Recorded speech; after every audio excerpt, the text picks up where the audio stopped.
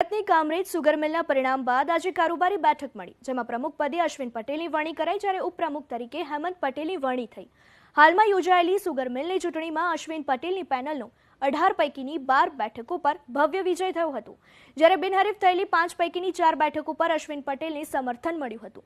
વર્તમાન પ્રમુખ જયેશ પટેલ અને સુરત જિલ્લાના સહકારી દિગ્ગજ તેમજ સુરત જિલ્લા પંચાયતના પૂર્વ પ્રમુખ અશ્વિન પટેલની પેનલ વચ્ચે ચૂંટણી જંગ થયો હતો.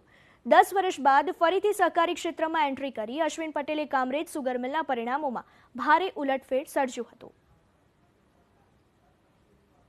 કર્મચારી, ખેડૂત અને સંચાલકો ત્રણ મળીને આવનારા દિવસોમાં આ સંસ્થાને સુરત જિલ્લામાં આગવું સ્થાન પ્રાપ્ત કરવા માટે અમે સતત પ્રયત્નશીલ રહીશું અને ખૂબ પ્રમાણિકતા અને ખંડથી અમને જે વિશ્વાસથી લોકોએ અહીંયા મોકલા છે એ વિશ્વાસને સાર્થક કરવાના સતત પ્રયત્ન કરીશું.